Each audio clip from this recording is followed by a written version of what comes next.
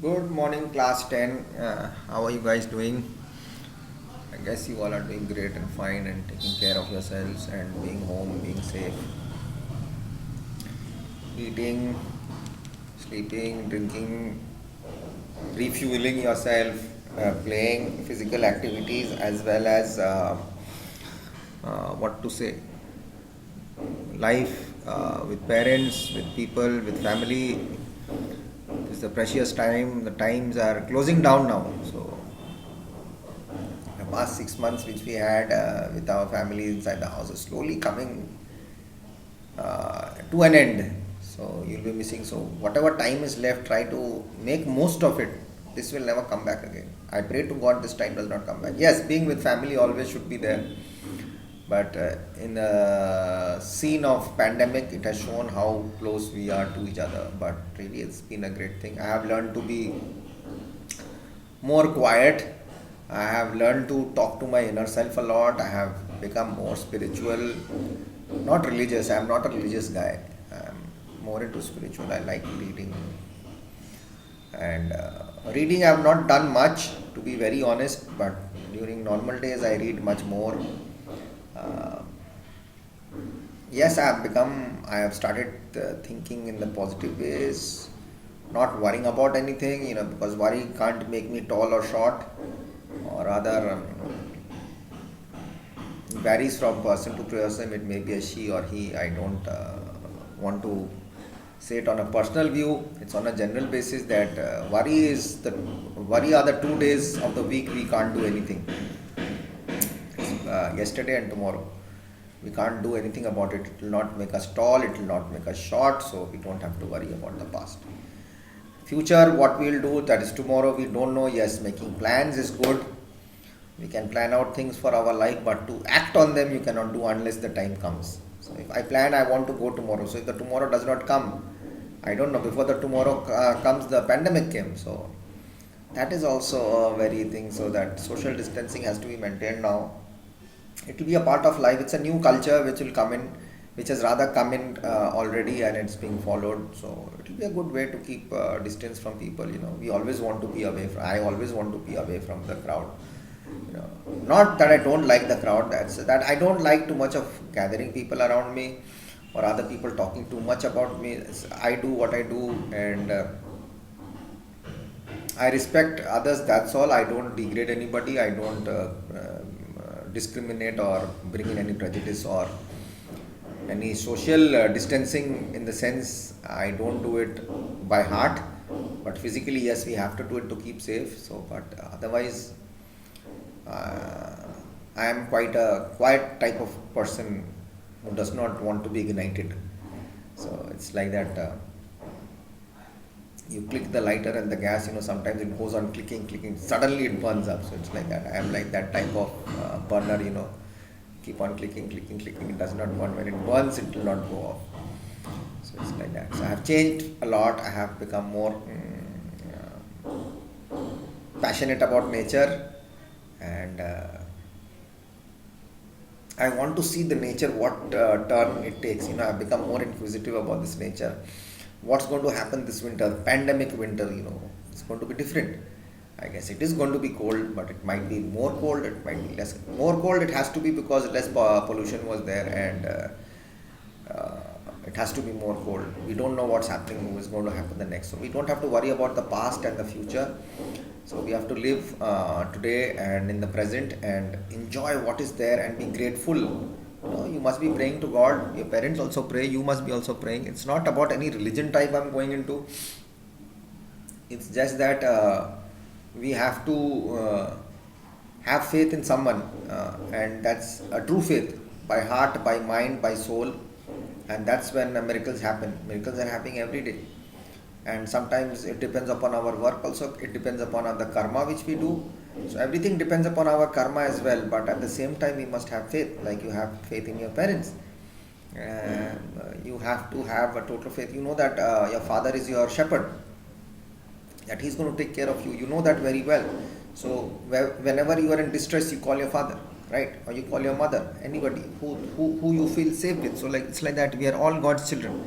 So God is our total shepherd. the main shepherd. So you have to fear in God. You have to feel scared of him. So we are scared of our parents. They are the substitutes or the representatives of God. So if we are scared of them, we are scared of God, right? But if we are not scared of our parents, we are scared of no one. That's the time when we start committing the wrong things.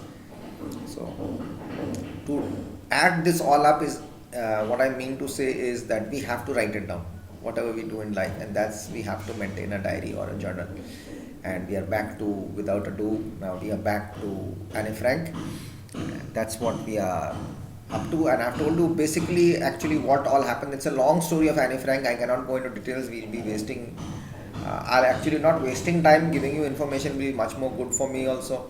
I'll be able to know that you have come to know, but it's an extract taken from your book. I thought it was a full story. I did not go through it first. I was more focused on Anne Frank herself. So it's an extract. It's still that school teacher part, and so I want to keep it till there so that we can go ahead, and if later we get time, I'll come back with it and let you know actually what happened during that time. So diary has to be maintained. I've given you points why we should maintain a diary. I'll not go back into that. You can go back to my videos and see what I've told you.